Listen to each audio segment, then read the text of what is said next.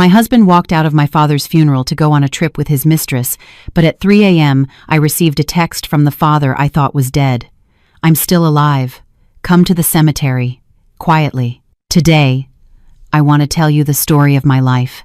A story that still gives me goosebumps. Before I got married, I thought I was the luckiest woman in the world. My future husband, Ethan, and I had been dating for 3 years, long enough to believe our love was destiny. Ethan was gentle, thoughtful, and always seemed to put my needs before anyone else's. His mother, Eleanor, showered me with praise the first time we met. "My dear, you have such a radiant face and you speak with such grace. I'm absolutely charmed by you." Hearing that, my heart blossomed, and I felt truly blessed. Back then, I told my father, CEO Matthew Harrison, "Dad, if I marry Ethan, I know I'll live a peaceful life." My father just smiled sweetly. "If you're happy, I'm happy. But when you get married, try to be a little selfish for your own sake. Don't live your life just enduring things." I laughed, thinking my father worried too much. In front of me, Ethan had always been impeccable, a perfect and well-spoken man. After the wedding, following a family tradition of theirs, I moved into my in-laws' home. The house where Eleanor lived was a grand, historic family home in Chestnut Hill, remodeled with a stately touch. Though beautiful on the outside, the first time I set foot inside, a strange chill ran down my spine. I calmed myself, thinking it was just the unfamiliarity of my new life. But as they say, time reveals all truths. After a few weeks of living there, I realized that chill was not a figment of my imagination. Eleanor's attitude changed overnight. At first, she called me my sweet girl, but the next day it became Clara, and a few days later, the comments began. "Clara, can't you get these dishes a bit cleaner?" "Clara, why does it take you so long to do anything?" The tone itself wasn't harsh, but the intent was as sharp as a needle. Anyone who's been in a similar situation will understand. Some words hurt more than a physical blow. My husband, Ethan, transformed into a completely different person from the man I fell in love with. There were no more texts asking if I'd eaten, no more loving glances. When he came home from work, he would shut himself in his room and not come out. If I knocked on his door for dinner, he'd reply with annoyance. Even on the days he had dinner out, he'd lie, saying, "The meeting ran late." I knew, but I said nothing. A woman in love tends to be weak. I thought that if my husband was working so hard, I should be able to endure these small things. I remember one drizzly evening, I rushed to bring in some blankets for my mother-in-law, who was always cold. Seeing me, she said, "I'm not asking you to do everything, but this house has its own way of doing things. A daughter-in-law should have the initiative to get things done without being told. No one likes an idle person." I gritted my teeth and replied with a smile, "Yes, ma'am, I'll keep that in mind." I felt a tightness in my chest. I worked all day at my job and rushed home to make dinner. I was never idle, but I didn't want to worry my parents, so I endured. My father used to tell me, "Being too good isn't always a virtue, but if you're okay with it, then it's okay." Until that moment, I believed that if I was patient, my in-laws would eventually come to appreciate me, but no matter how hard I tried, that connection never came. The distance with Ethan grew more apparent each day. His phone was always face down, and if I walked into the room, he'd lock it instantly. Once, I cautiously asked him, "Are you hiding something from me?" He snapped back, "Don't create drama." From that day on, we lived like strangers in the same house, each locked in our own world. I told myself it was just an adjustment phase, that everything would go back to normal, but the situation only worsened. One day, as I was bringing some fruit to my mother-in-law's room, I overheard her on the phone. "She's so foolishly good-natured. Who knows how long she'll last in this house?" From the other side of the door, I felt my heart stop.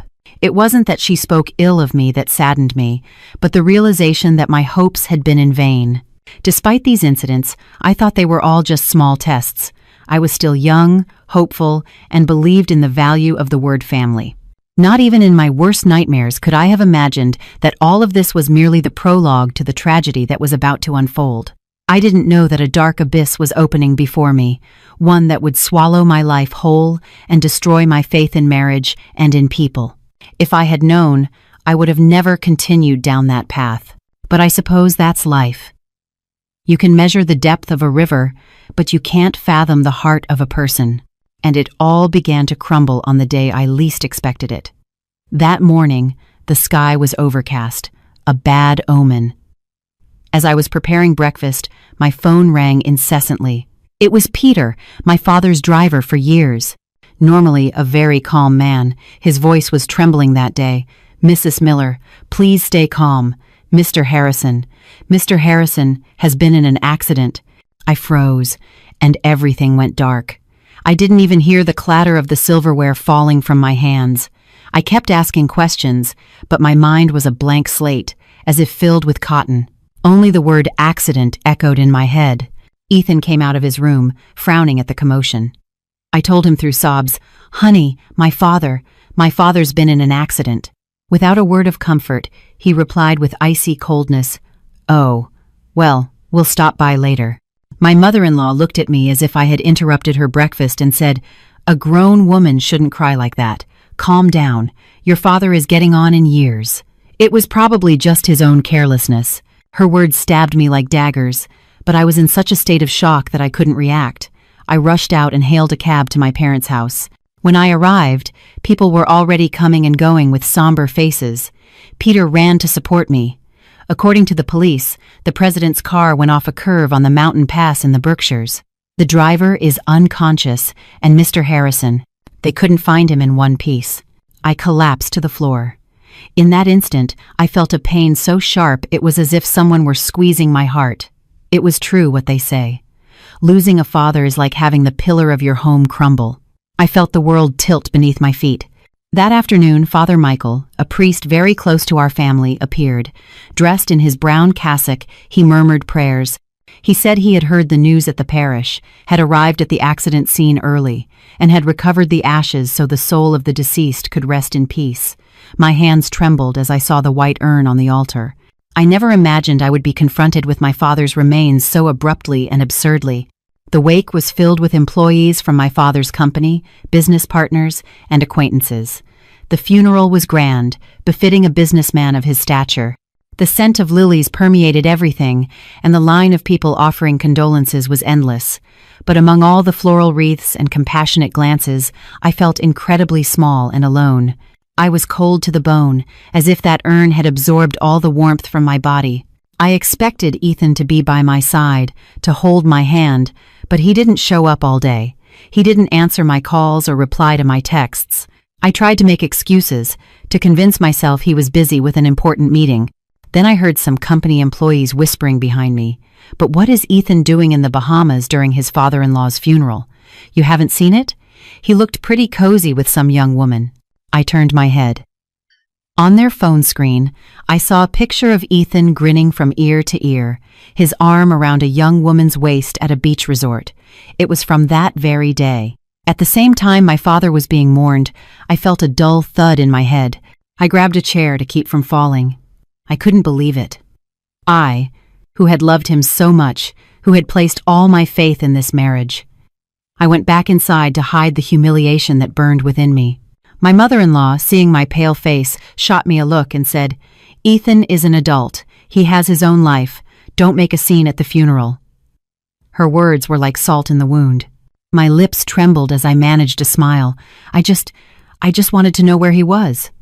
My mother-in-law crossed her legs and calmly poured herself some tea. "He's on vacation. He needed to de-stress. He's been working very hard. Besides, you're handling the funeral just fine, aren't you?" The night wore on, and the attendees began to leave. I sat by the altar, looking at my father's portrait, and wept inconsolably. Father Michael came and went through the house, reciting his prayers, but his eyes kept glancing at the envelopes with donations, as if he were calculating. Around 3 a.m., exhausted, I curled up on a sofa, shivering under a thin blanket. My tears had not yet dried when my phone vibrated once. I reached out and picked it up. It was an unknown number. The message was just a few words. "Clara, it's Dad. I'm not dead. Come to the family cemetery. Quietly. Tell no one." A shiver ran down my spine. My eyes widened so much I nearly dropped the phone. I reread every word, trembling from head to toe. It was, without a doubt, my father's way of writing the use of spaces, the way he called me, There was no doubt. A lump formed in my throat, and my heart was pounding, about to burst. My father was alive. I leaped up as if I'd been struck by lightning. That short message danced in my mind, each letter a blade stabbing at my heart. How could my father not be dead? But a part of me, my instinct, knew it was him. Anyone could imitate his style, but not to the point of replicating his characteristic pauses, his punctuation, his way of phrasing things. My hands, holding the phone, trembled so much I had to grip the arm of the sofa to keep from falling.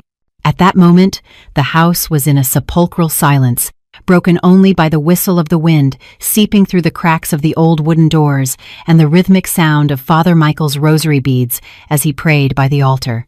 The dense smell of lilies turned my stomach, and my head was a chaotic mess. Calm down, I told myself.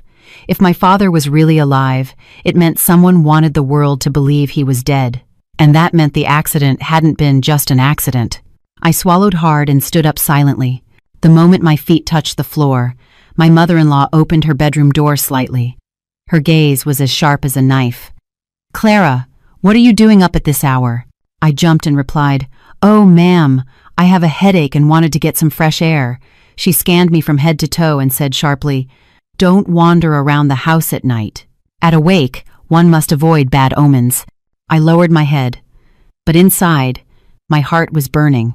I returned to the sofa and pretended to lie down, waiting for her to close the door.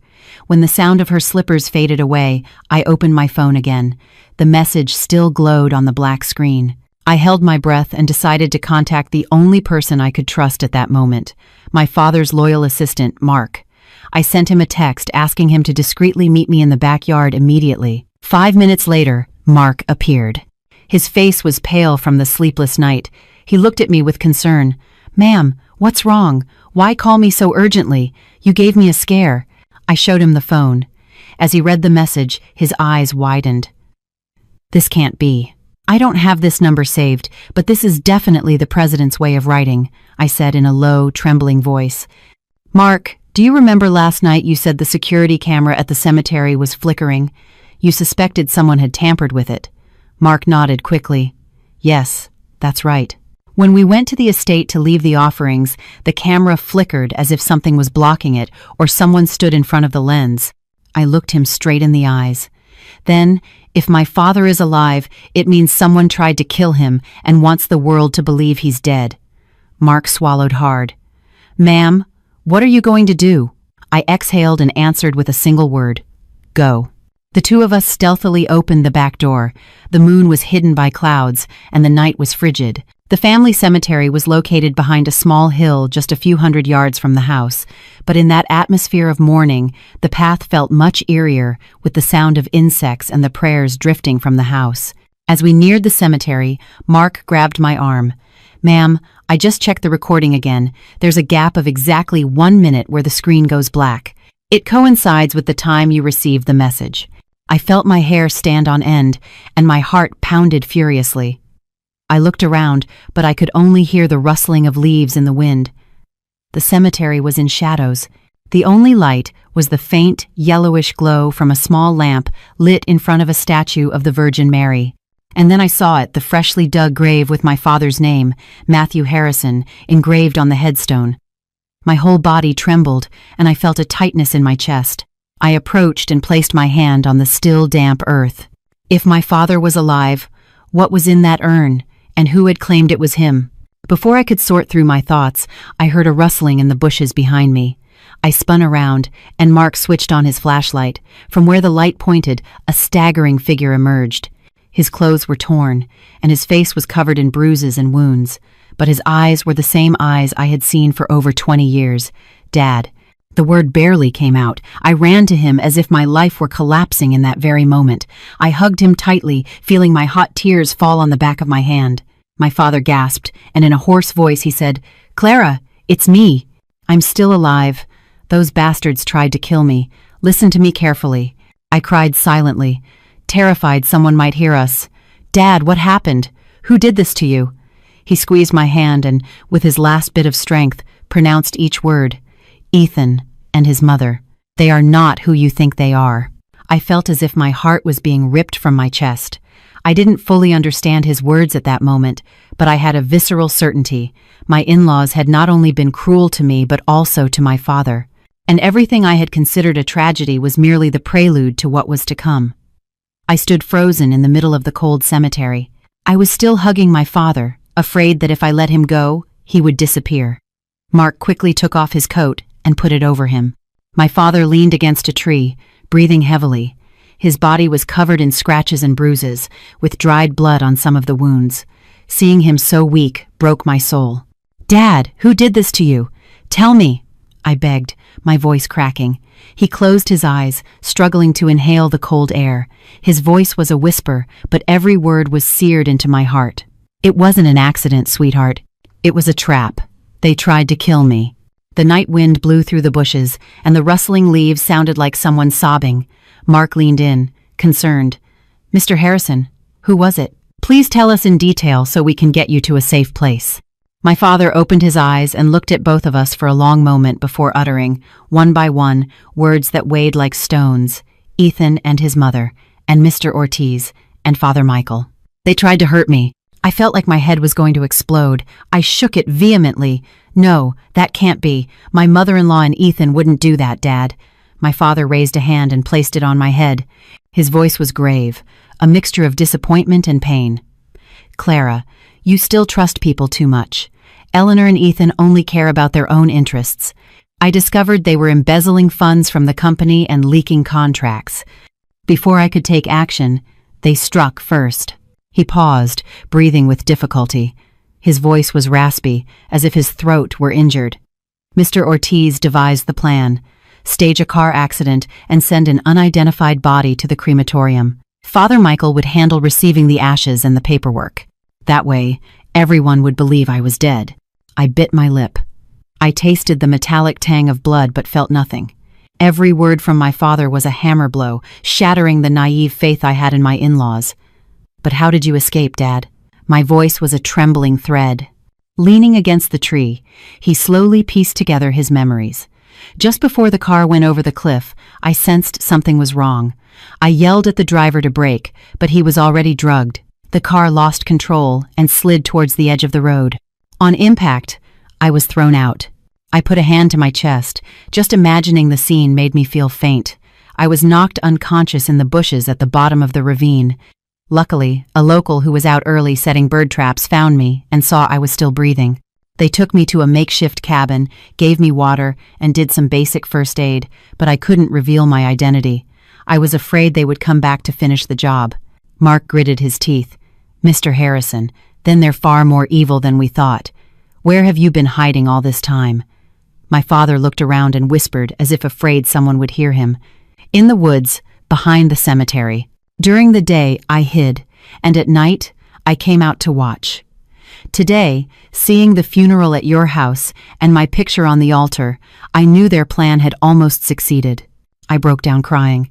"Dad, why didn't you let me know sooner? I really thought you were dead." He took my hand and said in a choked voice, "I couldn't. You were in their house. I was afraid they would hurt you first." I felt in his touch the bitterness of a father betrayed to the end, a man who had lived his whole life with integrity, who had helped countless people, only to be stabbed in the back by those he had treated best. Mark nodded with determination. "Mr. Harrison, you can't stay here. I'll take you to an old warehouse we have behind the factory. No one will see you there, and you'll be safe." My father looked at me, as if waiting for my response. I wiped my tears and said, "I'll take care of you, Dad. I'll protect you, no matter what." In that instant, I realized I was no longer the submissive, patient daughter-in-law. I had to face the truth. My in-laws were not just cruel. They were people who had attempted to take my father's life, who wanted to strip my family of all its assets and power. I walked, supporting my father step by step through the thin mist. With each step, I swore to myself that I would never let them walk all over me again. We took my father to the safe haven. As Mark tended to his wounds, I watched them, a storm raging inside me. I knew my life had reached a point of no return. And ahead of me was a war I never thought I would have to fight, a war against the very people who once called me family. When I helped my father into the old warehouse behind the factory, a place where time seemed to have stood still, my heart was pounding. The walls were stained, and a faint yellow light flickered. Mark, my father and I sat for a moment to calm ourselves. The smell of the disinfectant Mark was applying to my father's wounds mixed with the cold air seeping through the cracks, creating a pungent odor. My father took my hand and said in a hoarse voice, "Clara, from now on you have to be very careful. Go back to your in-laws' house and act like you know nothing, just like always. No one must suspect you know anything." I nodded, but a fear I had never felt before grew inside me. Every breath, every glance in that house terrified me. Everything I had naively believed in terrified me.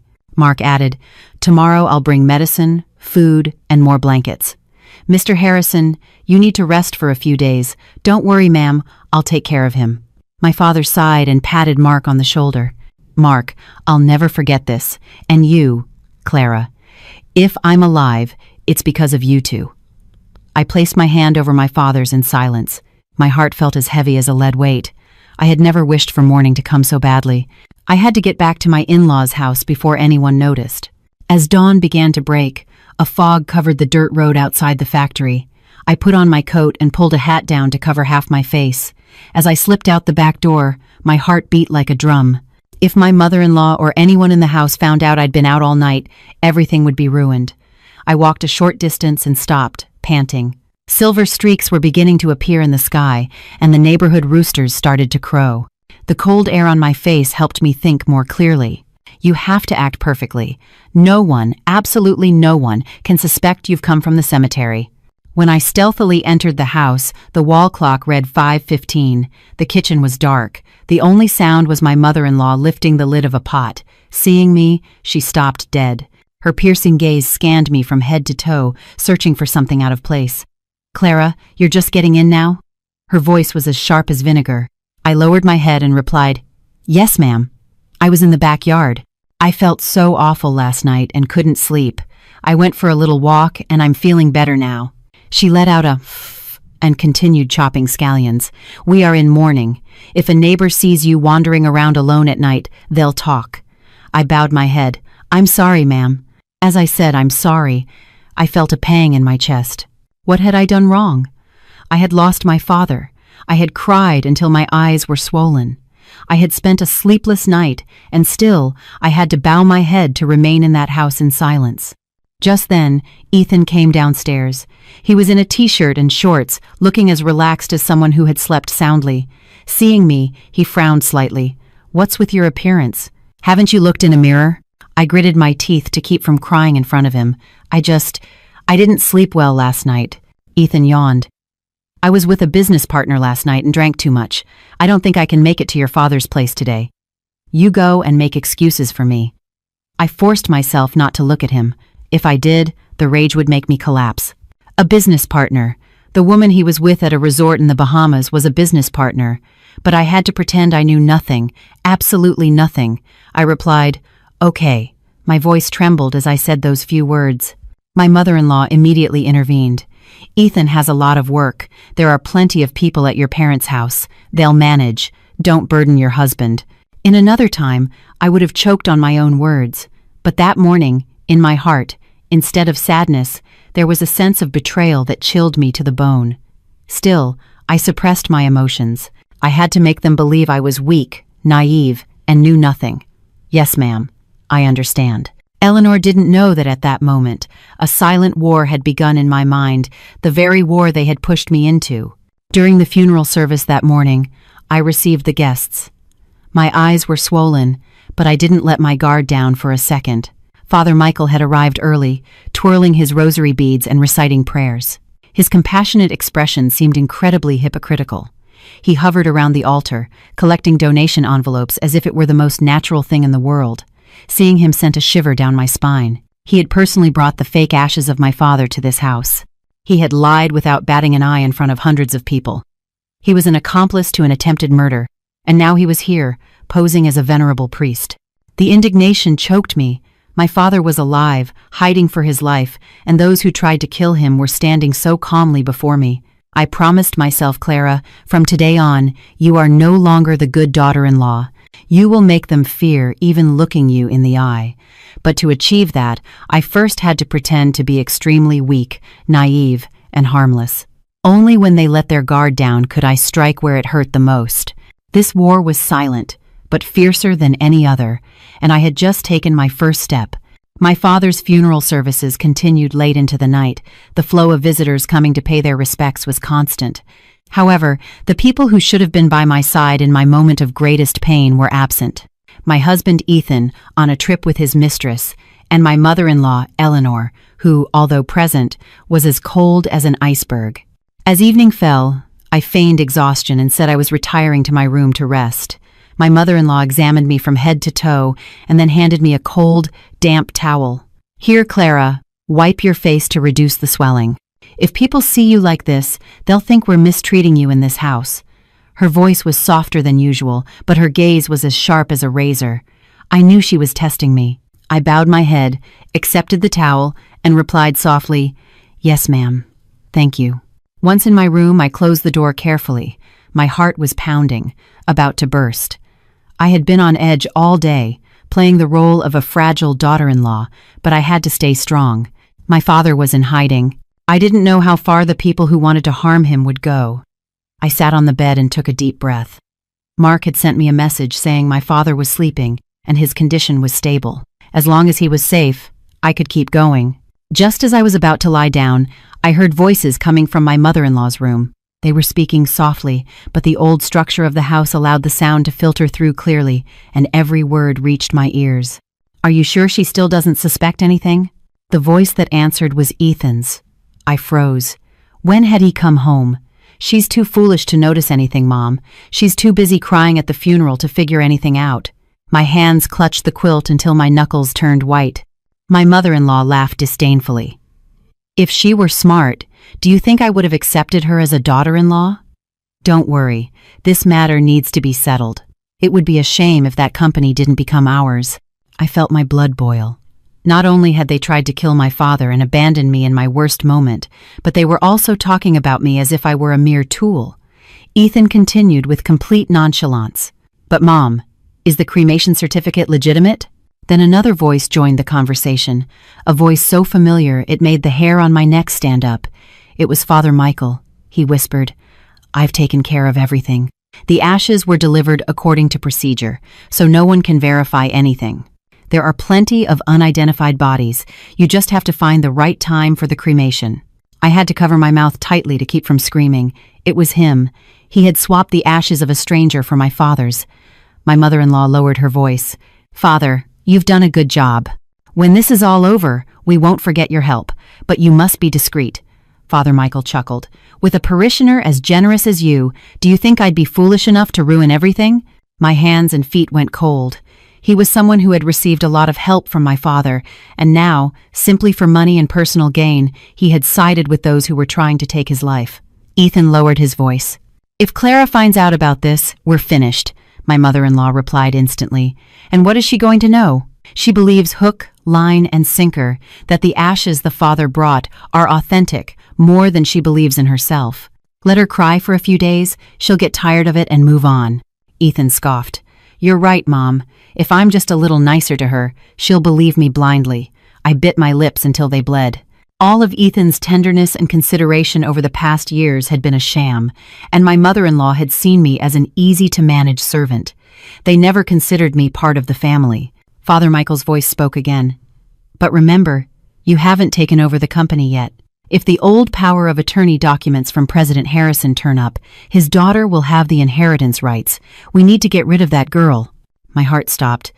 "Get rid of?" My mother-in-law let out a dry laugh. "Don't worry, Father. I can bend this daughter-in-law to my will whenever I want. And if she doesn't obey, well, there are other ways." I couldn't listen anymore. My ears felt plugged, as if an invisible hand were squeezing my heart. I shot up from the bed and backed away as if fleeing a wild beast. In the darkness, I covered my mouth to stifle the sobs that fought to escape. They were planning to take everything. They treated others' lives as if they were nothing. I thought of my father and shuddered. If I hadn't gone to the cemetery the night before, if my father hadn't sent me that message, right now he would be considered ashes, and I would undoubtedly be the next target. I heard footsteps in my mother-in-law's room. I scrambled back into bed and pulled the blanket over my head. My heart was beating so fast I could hear it thumping in my chest. My bedroom door opened slightly, and a shadow peered in for a few seconds before closing it. I don't know with what eyes they looked at me, but one thing was clear. They considered me an obstacle, and obstacles had to be removed. In that very instant, I knew my life was going to change completely. I could no longer be good. I could no longer endure. A single moment of weakness could make me lose everything. Silently, I clenched my fists and made a vow. Clara, from now on, you have to live differently, not just to save your father, but to save yourself. The next morning, I woke up with swollen eyes. My head was heavy from the sleepless night. Having overheard the confession they thought was secret, a ray of sunlight streamed through the crack in the wooden window, making dust motes dance like a shimmering haze. I got up and took a deep breath, trying to regain my composure. You have to act. You have to play the part of the naive, fragile daughter-in-law who knows nothing. Only then will they let their guard down. When I went down to the kitchen, my mother-in-law was already sitting there. Her hair was pulled back in a flawless bun, and her face was as serene as if the terrible conversation from the previous night had never happened. Seeing me, she managed to smile. You look a little better today, Clara. I bowed my head and replied softly, Yes, I'm better, ma'am. As I was about to turn away, she stopped me. There's a lot to do today as well, so go and receive the guests. If a woman spends all day crying, people will mock her and call her weak. I bit my lip until it almost bled, but I still answered in a gentle voice, Yes, I understand, ma'am. I remembered an old saying, softness overcomes hardness. To defeat the wicked, sometimes you have to be soft or at least pretend to be, so they become complacent. At lunchtime, I began to watch every glance. When there was a quiet moment with the visitors, I slipped out into the patio. The midday sun filtered through the white smoke of the incense. Everyone who came and went looked at me with pity. Poor girl, what bad luck. Newly married and already in mourning. But no one knew my pain was much greater. While trying to maintain an expression of exhaustion, I struggled not to reveal the tension running through my veins. I watched my mother-in-law making calls with a calculating expression, Ethan looking at his phone more than at the guests, and Father Michael appearing out of nowhere, only to glance at the donation box. I memorized every one of their gestures. Their furtive glances, their casual comments, they were all clues. Suddenly, I realized something. My mother-in-law, Ethan, and Father Michael were too calm for a fatal car accident, for such a solemn funeral, and above all, for the death of the man who paid their salaries. That calmness was the proof that it was all a charade. In the afternoon, I went to the company in my role as a grieving daughter. I wanted to keep them as a memento. My mother-in-law looked at me with the suspicion of someone who had been in business for decades. Thinking about papers at a time like this? Focus on the funeral as you should. I bowed my head and said in a choked voice, Yes, I just want to keep something more of my father, ma'am. She stared at me for a long time, then sighed. All right, but come back soon. As I turned, I saw her expression relax. She thought I was still naive. When I arrived at the company, everyone was surprised to see me. They bowed their heads in greeting, their eyes full of compassion. I just nodded slightly, trying to maintain the sad expression my role required, but in reality, I had come with another purpose. I went straight to my father's office. As I opened the door, the familiar smell of wood hit me, making my heart ache. The chair where he sat was in its place, and the papers were as tidy as if he had been working there the day before. I silently promised, Dad, I will bring the truth back to this place. Mark followed me in and closed the door. In a low voice, he said, Ma'am, I brought a USB drive. Maybe we can recover some of the deleted files. I nodded.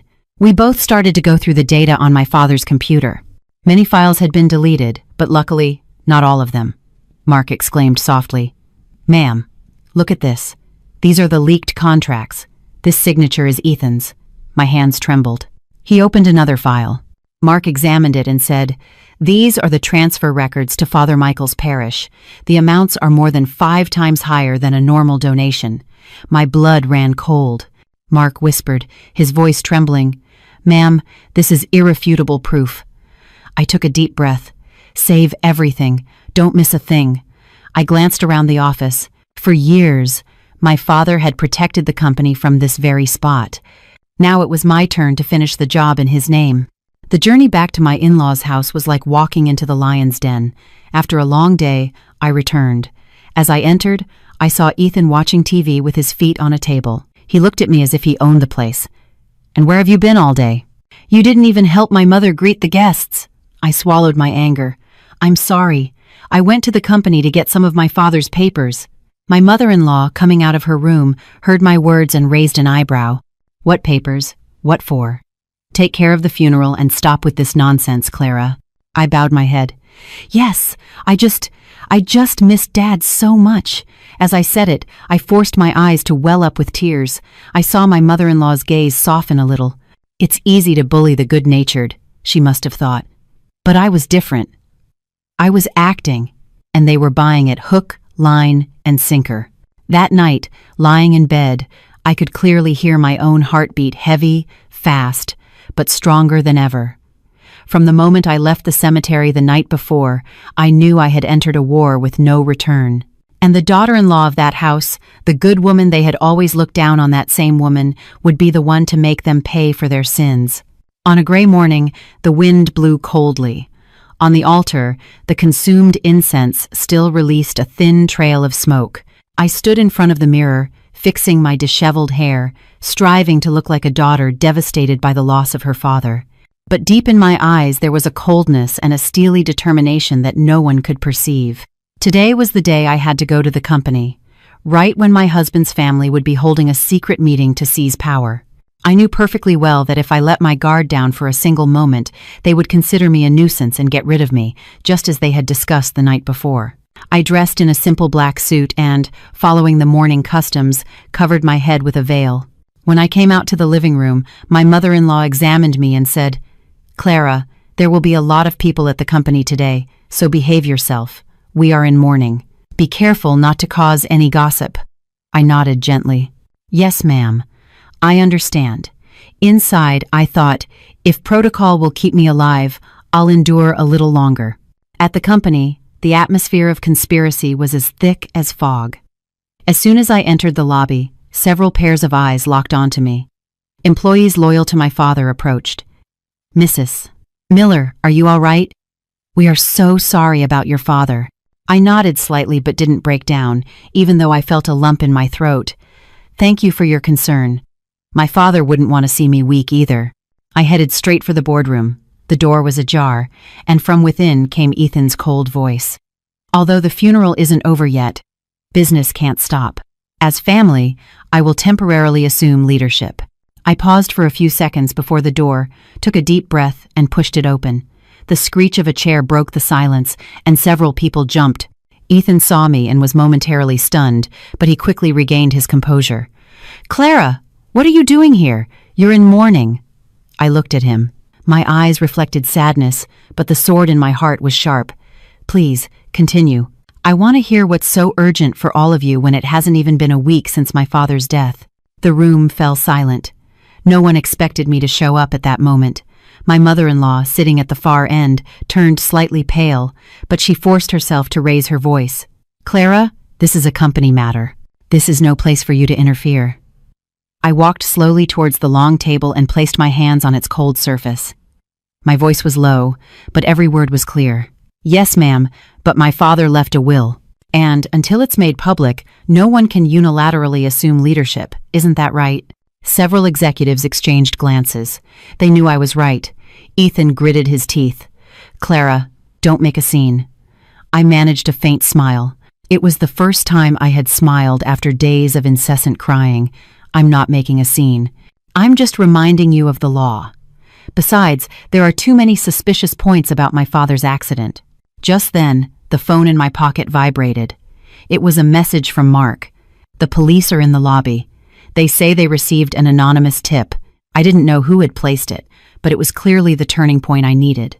I looked up and said softly, "Oh, it seems the police have arrived. I'm not sure if it's about some financial matter within the company or if it has to do with the priest who brought us my father's ashes." The face of Father Michael, who was sitting at the back, turned white as a sheet. He nervously adjusted his sleeve, and sweat seeped through the folds of his clothing. The room was instantly filled with a suffocating tension. Ethan jumped to his feet. "What are you implying, Clara?" I looked him straight in the eye and slowly but firmly said, "I'm not implying anything. As you all know, the accident happened at night on a mountain pass. How is it possible that in less than a day, the ashes appeared and the cremation certificate was perfectly ready?" My mother-in-law gripped the edge of the table, her lips trembling. "Watch your words, Clara." I paused and continued. "Yes, I also hope everything will be clarified with transparency. If there have been any abnormal fund transfers within the company related to the church or the leaking of contracts." Before I could finish, Father Michael shot up and nervously said, I have an urgent matter. I have to go." No one said anything, but everyone knew. He who has something to hide gives himself away. Ethan quickly approached and grabbed my wrist forcefully. "Stop it! Don't ruin my plans." I looked at him with empty eyes. "Ruin? I'm just helping everyone see things more clearly." At that moment, an employee opened the door and peeked his head in. "Excuse me, the police are asking for a few people to come downstairs." In that instant, I clearly saw the panic in my in-laws' eyes, and I knew I had won the first battle of this war. After the tense meeting at the company, the atmosphere at my in-laws' house was like a calm lake before a storm. On the surface, tranquility reigned, but underneath, the currents were turbulent. I could clearly feel that they had started to suspect me. They had realized I was no longer the naive and fragile daughter-in-law from before. That night, as I was arranging my morning clothes in the room, Ethan came in. He slammed the door shut, making me jump. "Clara, what the hell did you do at the company today?" His voice was a low growl. I looked up and put on my most innocent expression. "I just asked about things that worried me. My father is dead." Ethan cut me off with a dark look. "Cut the crap. This is too big for you to get involved in." In that moment, I realized there was no love left in his eyes, only threat, annoyance, and fear. He was afraid I knew too much. Calmly, I said, "I just want justice for my father." Ethan's face contorted. I couldn't tell if it was from rage or worry. He came closer and, in a low but knife-sharp voice, said, "Clara, don't force me to do something I'll regret." His warning sent a chill down my spine. I looked at the floor so he wouldn't see me trembling. "Okay." Ethan turned and left, slamming the door with such force that the room echoed with his anger. That night, as I went down to the kitchen for water, I heard my mother-in-law's voice in the living room. I hid behind a column, my heart pounding. There were 3 people in the room: my mother-in-law, Ethan, and Mr. Ortiz, the business partner my father had suspected. Mr. Ortiz's voice was hoarse. "This Clara girl is becoming a problem. She's found out too much, too quickly." My mother-in-law sighed. I thought she was docile, but I never imagined she'd be so persistent. After how she challenged us at the company today, it's clear she's dangerous. Ethan grumbled. "Mom, she has something like a USB drive." I'm sure she copied my father's computer. My heart skipped a beat. They knew I held what terrified them. Mr. Ortiz scoffed. "There's no other choice now. Keeping that girl alive is a risk for us." I felt my legs give way. My mother-in-law asked calmly, "What do you mean, Mr.?" Ortiz replied firmly, "We have to get rid of her." I had to cover my mouth to keep from screaming. The daughter-in-law they once called charming had become a thorn that had to be pulled out. Ethan didn't object. He uttered a sentence that froze my heart.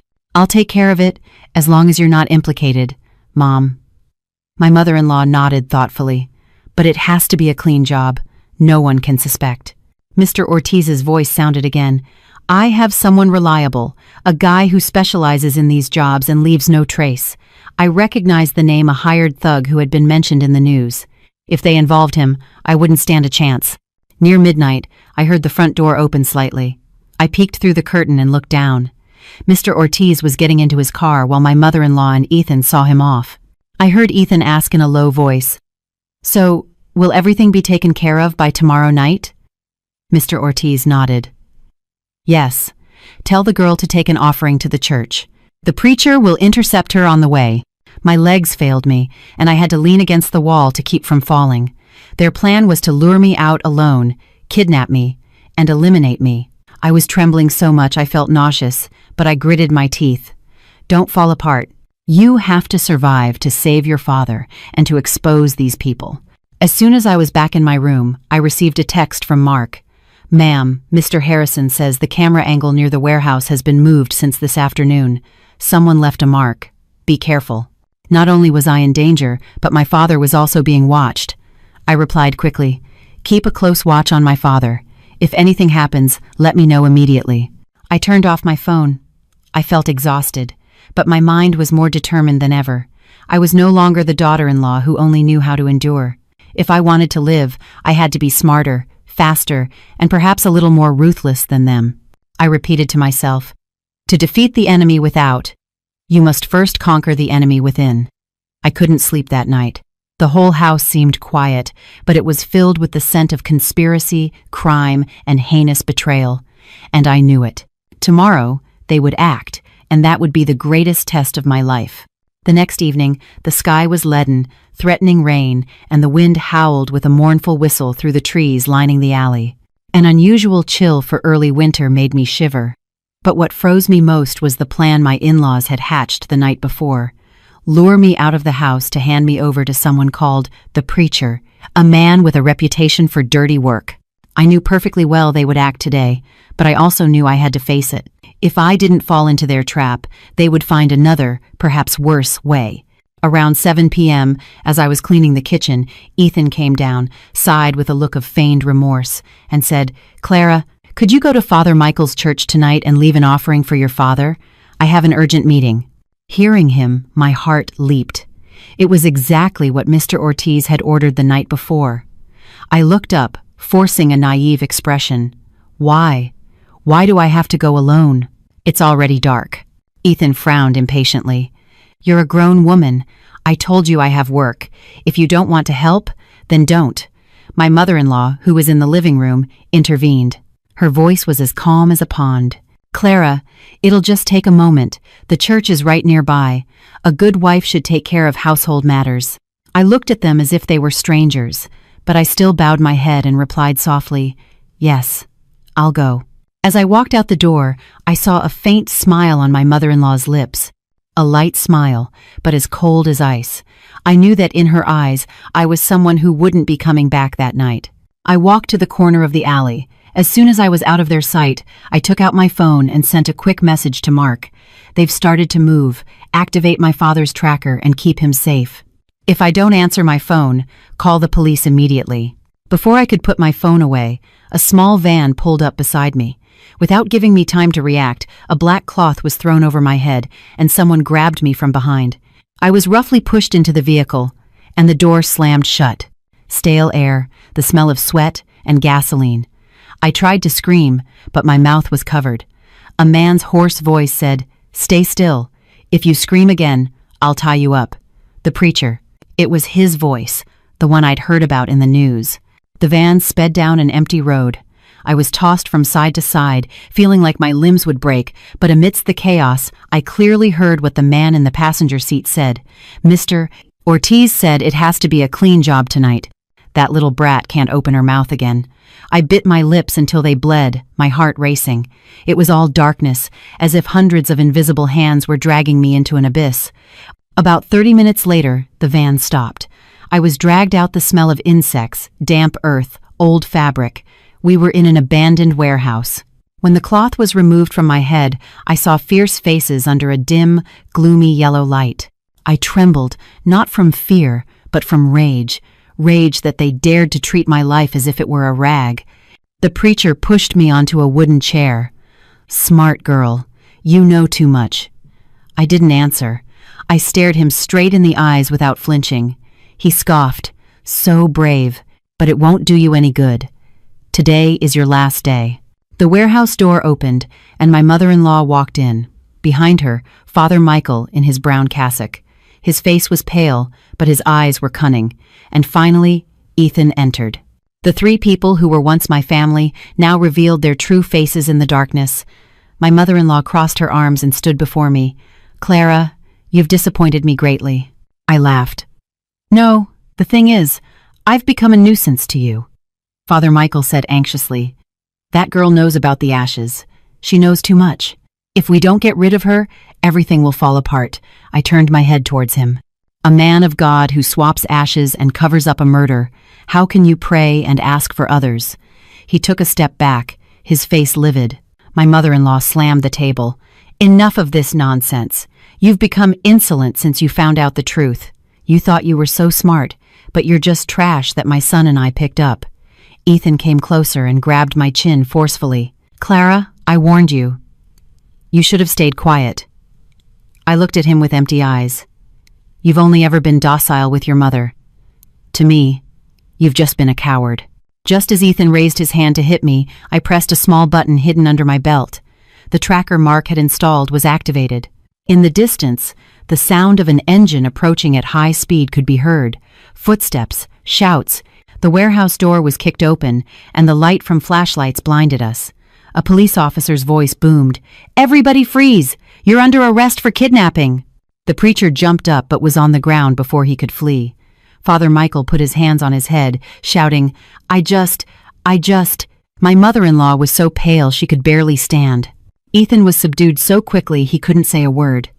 The warehouse became a scene of chaos, and all secrets were exposed on the spot. Phones, account books, transaction records, everything fell into the hands of the police in minutes. I was still sitting with my hands tied, but my tears were not of fear, but of relief. I had survived. I had escaped. And in the end, they themselves had handed the evidence over to the police. I closed my eyes and whispered, Dad, I did it. I remained motionless on the rotten wooden chair. The rope binding my wrists dug into my skin, staining it with blood. But when the warehouse door was kicked down, flashlight beams swept through the darkness, and the sound of police boots stormed the place, I felt as if I were being pulled from the darkest abyss of my life. Death, which I thought was imminent, vanished like a shattered nightmare. The preacher was thrown to the concrete floor in a split second. He shouted, I didn't do anything, nothing. But the police gave him no chance to say more.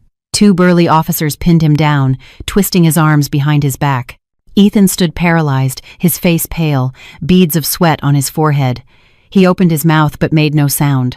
Until the moment the cold handcuffs clicked onto his wrists, he looked as if he had been struck by lightning. My mother-in-law staggered back, gripping the edge of a table with trembling hands. I had never seen her so undone. She just stammered, No, it wasn't me. I just... But her excuses were drowned out by the voice of an officer reading her rights. Father Michael nearly fell to his knees from shaking. His brown cassock looked ridiculous in that scene. He clutched his rosary, murmuring nonsensical prayers. Oh God, I just helped. They forced me. The police immediately confiscated his phone and a folder of documents they took from the cloth bag he was carrying. An officer glanced at some papers and looked up with a piercing gaze. There's an accounting ledger here, too. Transfers from the accounts of Mr. Ortiz, Eleanor Miller, and Ethan Miller. How do you explain this money? Father Michael's face turned waxen. He collapsed onto the warehouse floor, his hands trembling uncontrollably. I only receive donations. A police officer said coldly, There are donations of hundreds of thousands of dollars at a time. And what about the fake ashes? It's all noted in this book. Hearing that, a shiver ran through me. He had noted everything. Every time he received money, every time he carried out a dirty task, heaven was watching. An officer approached and carefully untied the ropes from my wrists. Ma'am, are you hurt? I shook my head, though my legs were still trembling. From outside, Mark ran in. His face was pale with worry. Ma'am, are you okay? They didn't hurt you? Seeing Mark's red-rimmed eyes, I felt my heart soften. When I was on the verge of death, he was the only person I trusted. I gasped. Thanks to you, I'm here. Mark bit his lip and clenched his fists. We also have to thank Peter. He saw a suspicious man lurking near where Mr. Harrison is hiding and alerted me immediately. I had a bad feeling and activated your tracker. And luckily, the police were nearby. Hearing that, I felt like I had been born again. An officer guided me out of the warehouse. The night wind hit my face coldly, but it helped clear my mind. I turned back. The 3 people who once called me family were in handcuffs, their heads bowed. One was crying, another was trembling with fear, another was in a state of panic. But none of their faces inspired pity in me. It was the price they had to pay. I was taken to the police station to give a statement. I told them everything, from the moment I received my father's message, to the strange meeting at the company, to the kidnapping plot that night. When I finished, the officer sitting across from me nodded. "Mrs. Miller, your testimony matches the evidence we just seized. And prepare yourself, because this isn't a simple kidnapping case, but a possible organized murder conspiracy." I bit my lip. I knew. I had seen in their eyes the cruelty of those with no way back. When I left the interrogation room, Peter was waiting for me in the hallway.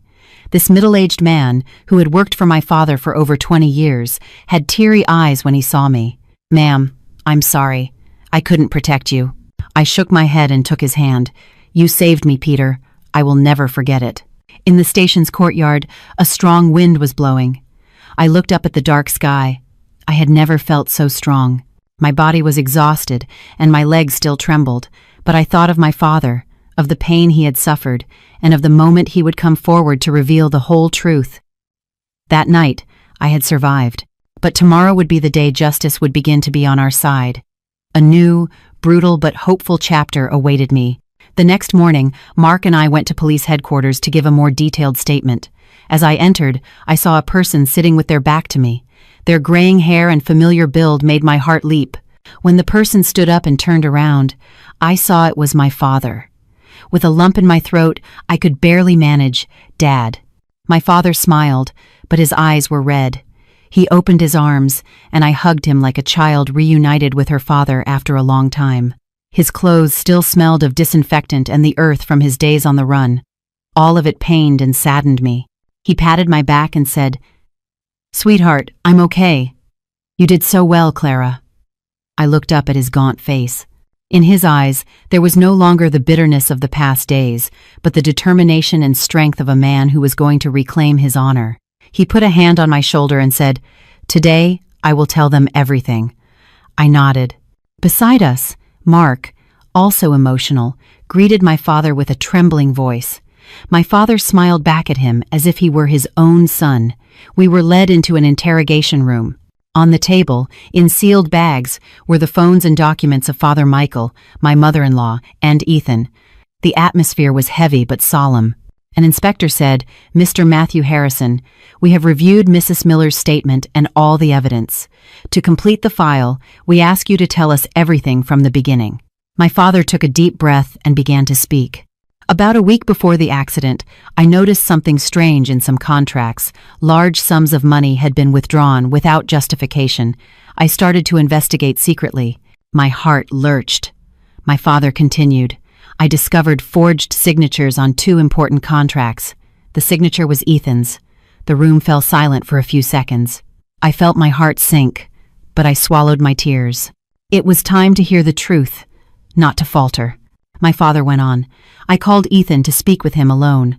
At first, he denied it, but then I saw the fear in his eyes. Before I could take action, he ran to tell his mother. Eleanor immediately met with Mr. Ortiz, and that's where the conspiracy began." The inspector asked, "Are you certain they conspired to harm you?"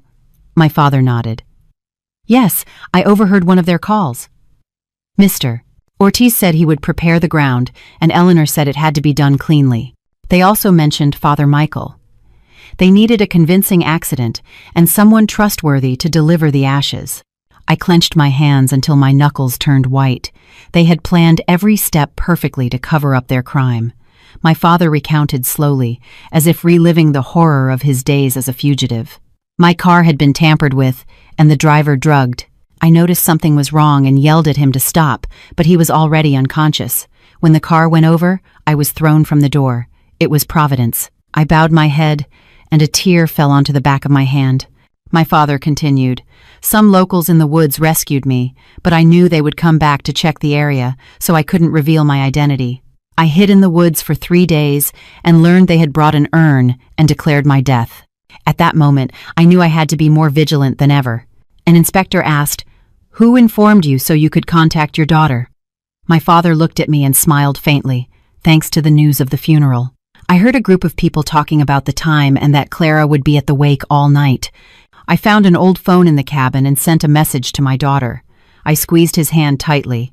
It had been just a few lines, but they had saved my life. The inspector took out a folder.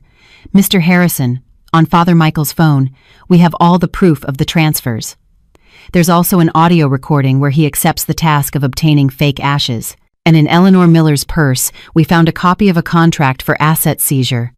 My father let out a sigh of relief, but it was tinged with pain. Then, they can no longer deny it. I looked at those documents and shuddered. The people who once smiled at me, who ate at the same table as me, who called me daughter-in-law, had tried to murder my father and get rid of me. The inspector concluded, "We will be filing charges for multiple felonies. You and Mrs. Miller will receive protection for the time being. This case involves high-profile individuals, a fraudulent priest, and financial documents, so it is likely to attract a lot of media attention." My father nodded, and I felt a weight lift from my chest. My father was alive, and I had survived, but there were big waves ahead. As we left the headquarters, my father put a hand on my shoulder.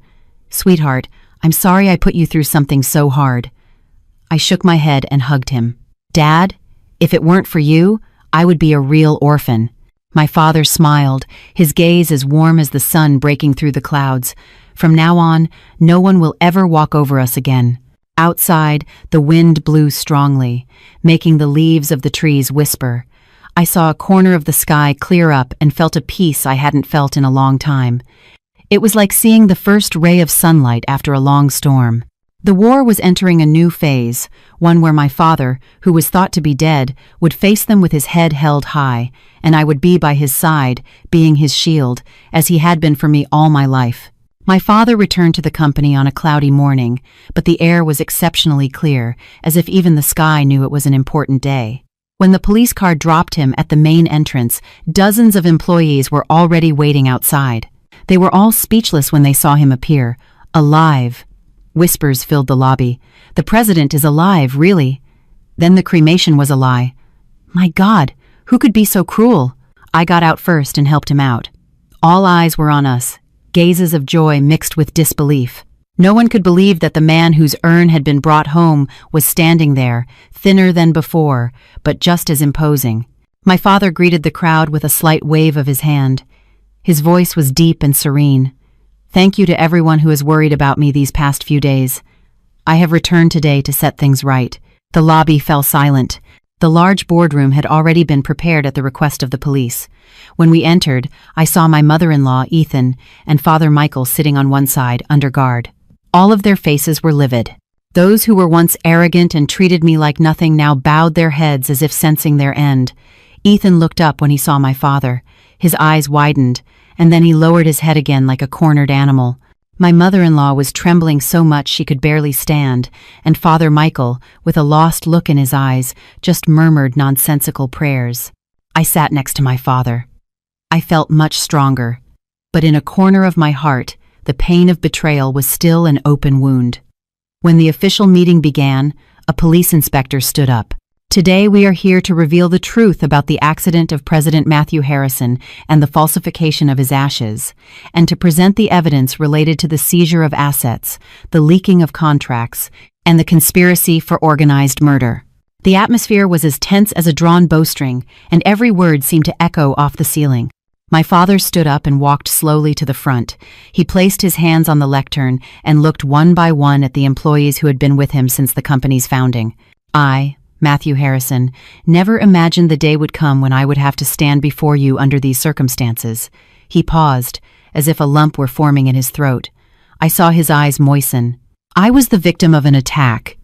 It was a planned accident. And the most painful part is that the culprits were people I once trusted." The room filled with gasps of astonishment, and many people covered their mouths in disbelief.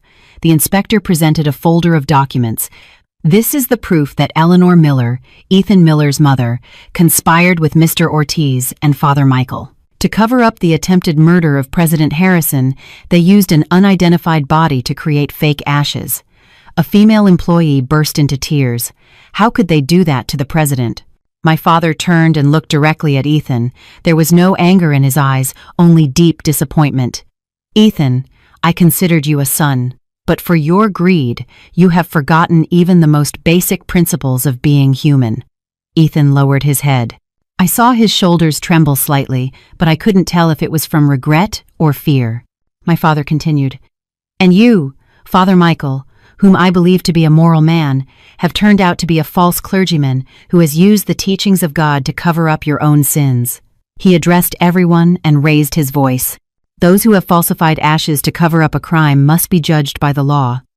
The inspector nodded in confirmation. All those involved are currently in custody and are being investigated according to legal regulations. After the facts were presented, my father took a thick envelope from his briefcase. It was something I had seen before in the safe at home. He held it up. And now, I wish to make my new will public. The room filled with murmurs again.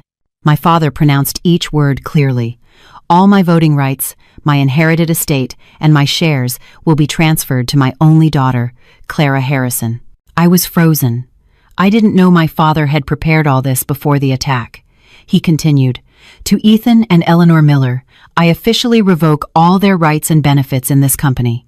As of today, they have no relationship with this company." From my mother-in-law's side, a sob was heard. She broke down, her voice cracking. "Mr. Harrison, I'm sorry, but please." My father shook his head. His gaze was sad but firm. "Those who have done wrong must pay for it." Ethan bit his lip until it bled. Father Michael, as if he had no escape, closed his eyes and sighed. All the employees stood up and applauded in unison. It wasn't an applause of joy, but an applause because justice was finally being served. I looked at my father, my heart filled with emotion. I felt that all the humiliation and pain accumulated over the last few days had dissipated a little. My father turned to me and said in a low voice, "Sweetheart, from now on, you have to be strong. Not just for me, but for yourself." My eyes filled with tears, and I nodded. He was right. From now on, I would live for myself. The meeting ended, but that was only the beginning of the fall for those who had sided with evil. And I was prepared to make the most important decision of my life.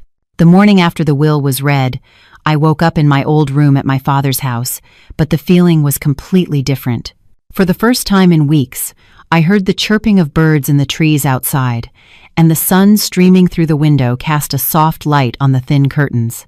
The days of waking up with fear, worry, and tension were over. However, my heart was still heavy. Today, I had to do something I should have done a long time ago.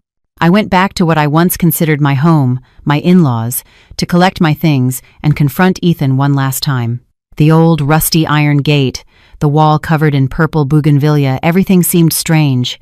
As soon as I entered the yard, my mother-in-law rushed out of the house. She was still wearing a dark blue house dress, and her face was pale from sleepless nights. She stood in my way and, with a look that tried to pierce through me, said, "Clara, listen to me."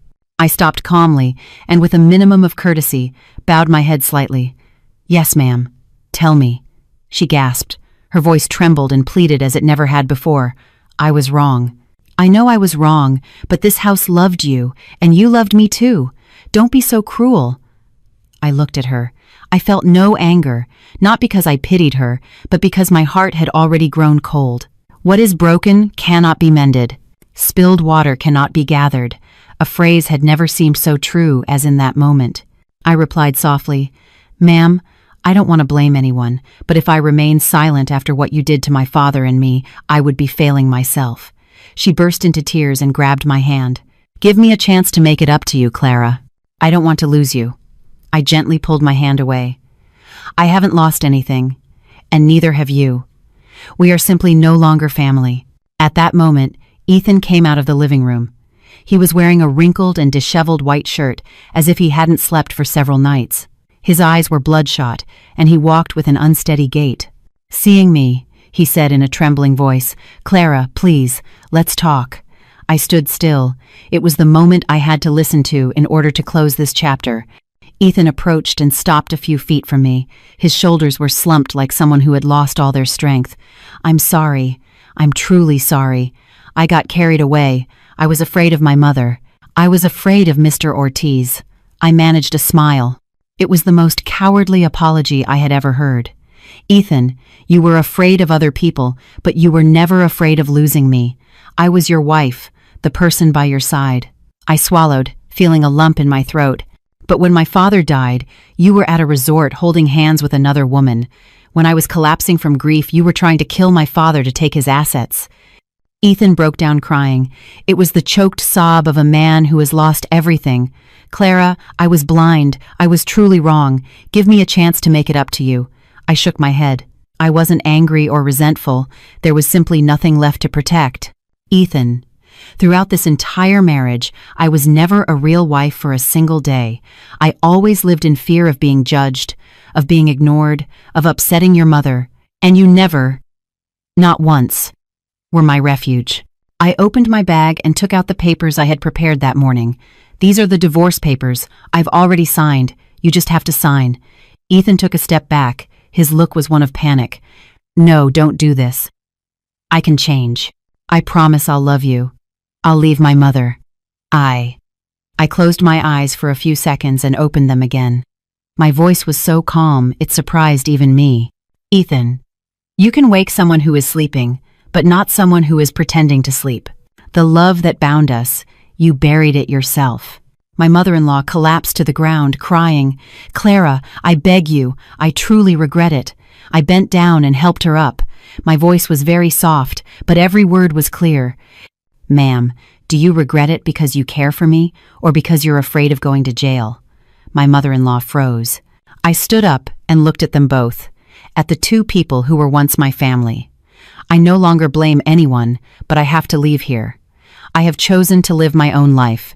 Without giving them time to say anything else, I went into the room and collected the few clothes I had left. My in-laws didn't allow me to bring things from outside, so I had barely any belongings here. When I came out, Ethan was still in the yard, watching me in silence. I paused for a moment, but then I walked past him, as if passing through a door that was closed forever.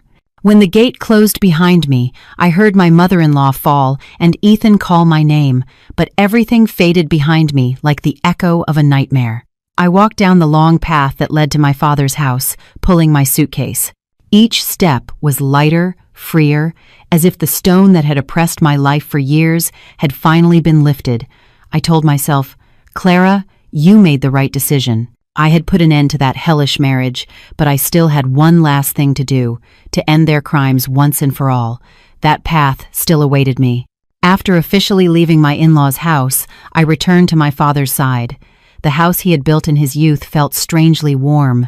The gentle aroma of lotus blossom tea, the sound of Peter sweeping the patio, the footsteps of Mark coming and going to care for my father, all of it made me feel like this was my place. But I knew perfectly well that it wasn't all over. The guilty still had to face justice, and my father would personally see to it that everything was made clear.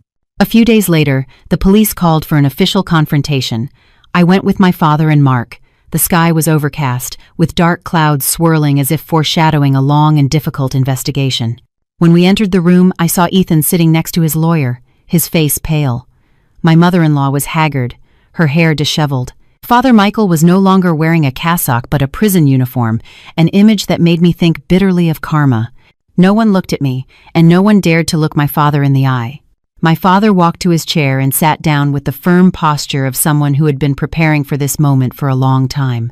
The inspector opened a file and said in a clear voice, "The confrontation between Mr. Matthew Harrison and the accused begins." The room fell into a dead silence where even the sound of turning pages could be heard clearly. The inspector read, "According to the statement of the accused, Ethan Miller, I only followed my mother's orders. My mother told me that if my father-in-law held all the power, I would have no future. Do you acknowledge this statement?" Ethan lowered his head and answered in a whisper, "Yes."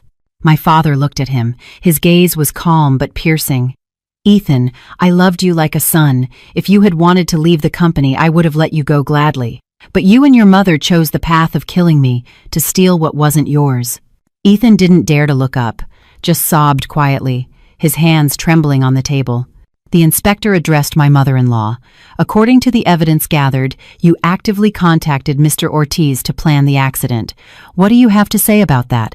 My mother-in-law burst into tears, but she no longer had her former arrogance. I only did it for my son, Mr. Harrison. He always looked down on my son and me. I just wanted to give my son a place. I didn't know it would end like this." My father responded instantly. His voice sounded more sad than angry. "Ma'am, I never looked down on you. That was just your perception. I simply didn't give power to someone who lacked the ability to wield it. That was my responsibility. My mother-in-law was stunned, a simple truth she had twisted with her resentment for years. The inspector continued, "Father Michael, you received money from Eleanor Miller and Mr. Ortiz to create fake ashes. Do you admit it?" Father Michael trembled, wringing his hands. "I admit it," the inspector went on. "And you received an additional payment for advising the family to speed up the funeral to eliminate any traces." He hung his head. "Yes, I was a fool. Money blinded me." Hearing this, I shuddered. Greed was sometimes more dangerous than a knife. My father sat up straight. His voice resonated clearly. "I expect the law to judge the guilty accordingly.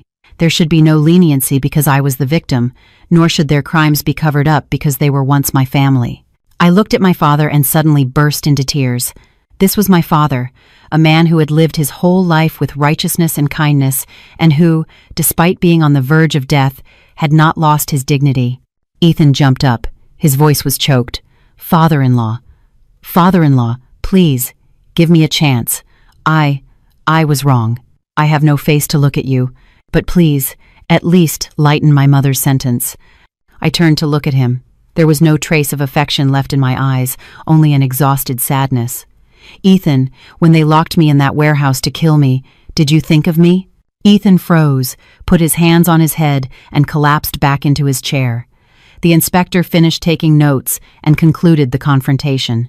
"This case will now move to the prosecution phase for attempted murder, kidnapping, asset seizure, and conspiracy to cover up a crime."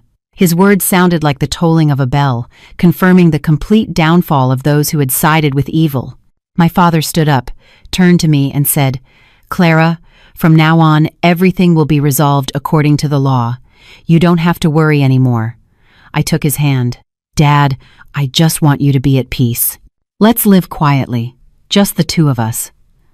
My father smiled sweetly. "Yes, sweetheart, we've weathered the storm." As we left the room, I turned back one last time. Ethan's head was bowed. My mother-in-law was sobbing, and Father Michael was sitting stunned, as if he had lost his soul. It was all the price they had to pay. Outside, the sky was beginning to clear, and a ray of sunlight illuminated the hallway as if opening a new path in my life. An old chapter had closed, and a new life awaited me. The case against my father's assailants was resolved quickly, and in just over a month, the court delivered its initial verdict. The mastermind, Mr. Ortiz, received the maximum sentence. Father Michael was found guilty of fraud, document forgery, and obstruction of justice. My mother-in-law and Ethan were sentenced to prison for conspiracy to commit attempted murder and kidnapping. When I heard the verdict in the courtroom, I felt neither joy nor satisfaction. I only felt that the heavy stone that had been pressing on my chest was finally lifted. Some wounds never heal, but at least justice had sided with the innocent. My father, who sat beside me throughout the trial, maintained a very serene expression. As we walked down the courthouse hallway, he took my hand warmly, just like when I was a little girl. "Clara, I no longer hold a grudge against anyone. Despite everything I've been through, I still have you by my side, and that's enough." I rested my head on his shoulder and felt my heart lighten. A chapter of my life filled with darkness had closed, and I was on the threshold of a different future. After that, my father's company regained its stability. He stepped back from frontline management, leaving the direction in the hands of the board and taking on only an advisory role. With the shares he had transferred to me, I had decision-making power. But my father was clear. "You don't have to do it all. Just live your life the way you want, with joy and in peace." I agreed. After everything that had happened, I had learned that no matter how harsh this world is, if you keep a clean heart, if you know how to love others and yourself, no one can extinguish your inner light.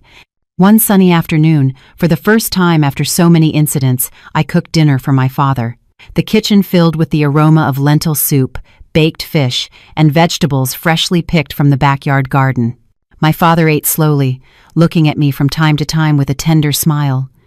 "They may not have wanted you as a daughter-in-law, but as my daughter, I will give you all the love you were missing." I laughed, but tears escaped. Not of sadness, but of gratitude. That night, standing on the porch, I looked up at the starry sky and thought about everything that had happened.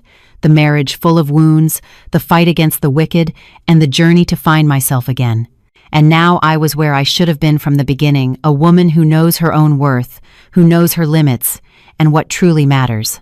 Tomorrow, I would start again. Maybe I would open a small shop or learn something I had always loved, but never dared to try. I didn't want a grand life. I just wanted a life that was truly at peace. Outside, the wind blew through the trees, making a whispering sound that sounded like a blessing from the heavens. I closed my eyes and, not addressing anyone in particular, perhaps just myself, I whispered, "Clara, from now on, be truly happy." The chapter of an era had closed, and that of a new life had just begun.